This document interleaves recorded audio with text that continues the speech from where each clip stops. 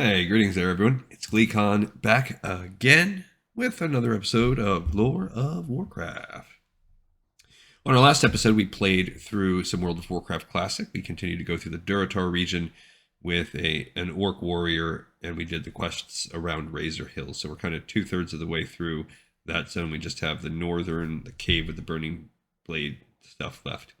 We've also been reading this World of Warcraft Dungeons and Dragons kind of source material through the eyes of Brand Bronzebeard. This book is called Lands of Mystery, and it's one of just a few books. So stay a while and listen as we continue his story through Northrend, and he's going to explore Howling Fjord briefly. They have capital of Valgard already. This is the kind of alliance zone, and it's still considered an alliance area, so they do already have that kind of decided. The Howling Fjord is a great name for this place. They call it that because the wind races in from the sea on all three sides, producing a constant howl, like a maddened beast seeking its prey. Most people who arrive in Valgard purchase low fur-lined caps with flaps for the ears or headbands that slant down in back, or thick hoods, anything to keep their ears from ringing when outside. Other than the noise, the Howling Fjord is pleasant. It's not as heavily forested as the Grizzly Hills or as hilly, but the temperature here is a little milder. Between that and the flatter terrain, it's an ideal place to grow grain and other crops. Small farms dot the landscape, particularly down south near Valgard. To the north, the trees begin again, and creatures roam there from the hills above, making it more dangerous, but also an excellent place for hunters. The people and culture. This is the only region in Northrend dominated by humans and dwarves. That's entirely because of Valgard, however. Without that city, it would be an even match between us and the Drakari and the Furbolgs. No one's factored the Murlocs in, either mainly because they don't let most people close enough to count them. Factored in either, mainly because almost everyone lives in Valgard. The exceptions are the farmers, who have their thick-walled farmhouses by their fields, and the hunters and trappers who live in small camps among the trees and come south only to trade or sell. This region is also the only Alliance-dominated region in Northrend. The Howling Fjord really is Alliance territory, though, and here the Drakari and even the Furbolgs are the ones at risk. Makes a nice change. Geography. The north edge of the fjord has low hills and thick forest. The land smooths out to the south, however, and the trees fade back to be replaced by grain and a few hardy fruits and vegetables. Daggercap Bay dominates the southern end, which is all rock. Most people live in Valgard or in a semicircle above it. The fjord has its share of wildlife. Bears, wolves, and other creatures prowl the forests, and small animals sneak through the farmland as well. Birds roost in the trees and steal grain and seeds, and the warmer climate and rich soil draws insects and other vermin as well. Daggercap Bay, by far the finest and largest bay in all Northrend. Daggercap has high, sharp rock walls on either side and enough space for only one large ship to pass through. It widens out quickly, however, into a roughly circular bay with calm waters and a rocky northern beach. You can land almost anywhere along the Shiverwind coast if you're an expert sailor in a small boat, but for larger vessels and experienced crew, the only real option is Daggercap. Sites and settlements. The Howling Fjord has only one major settlement, and that's Valgard. Everyone else lives in isolated farmhouses or small hunting camps. Even the Drakari and the Furbolg wander down from the Grizzly Hills or Zuldrak and set up hasty camps among the trees.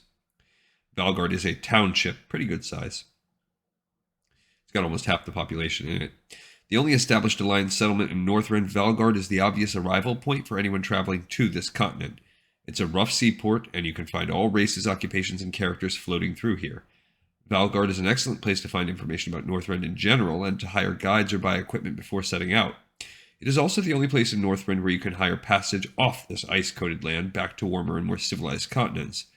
Of course, Drakari trolls, Furbolgs, and occasional monsters attack the town frequently, but its strong walls never fail, and the watchtowers provide ample warning. History. The Howling Fjord was a favorite on Northrend from the first time explorers reached the continent through Daggercap Bay. The natural harbor provided an ideal launching point for expeditions throughout the continent. After the Lich King arrived, the Scourge swept across the continent, conquering its races and claiming many of the towns and citadels. During the Third War, Prince Arthas of Lordaeron arrived with soldiers to destroy the Lich King and punish him for the plague he had unleashed. Arthas and the noble Muradin Bronzebeard joined forces against the Lich King's ally, the Dreadlord Mal'Ganis. When Arthas' father summoned him home again, the prince responded by burning his own ships, thus forcing his men to stay and fight. He obtained the cursed sword Frostmourne in this region, killing Muradin in the process, and defeated Mal'Ganis but lost his soul to the Lich King as a result. Arthas staggered away alone after the battle, and his men were left behind, stranded on Northrend. These humans and dwarves founded Valgard. They also built the fortifications that protect it to this day. As Valgard grew, its residents forced the Drakari and Furbolgs back into the Grizzly Hills and beyond, making the region safe enough for brave farmers to till the land. Adventures. The Howling Fjord has dark forests, open plains, treacherous rocks, and the only city and port on the continent. The last item in particular makes it an ideal place for Northrend adventures. Strange bedfellows. A band of Drakari trolls attacks Valgard one night. At the same time, Furbolgs assault the city from the other side. A drunken trapper spots an old friend wandering through the city, a friend who died days before back in the forest. Have the Scourge found a way to pass Valgard's defenses? Are they, the Drakari, and the Furbolgs working together to bring down the city? The heroes need to find out what is happening and who is behind it before it's too late. Okay, a couple little things of note before we wrap this one up. One, I don't believe Myrddin's resting place, the place where Frostmourne is found, I'm not 100% sure that that's actually in the Howling Fjord. I think they eventually moved that up maybe to the Storm Peaks area, but I could be wrong. I can't fully remember. More importantly, there's a complete notable lack of one of the main races in Northrend, what do they call it? The tall, maybe they're the Valar. I can't remember their name of the race. I'm drawing a blank at the moment. But those tall people that are the predecessors of the humans, that are new when Wrath of the Lich King comes out. This really cool race of tall Norse-like people that inhabit all of the quest zones all across Northrend. So that is either kept under lid for now or has not been conceived as of yet. So it'll be interesting to watch for when we finally get sight of that race.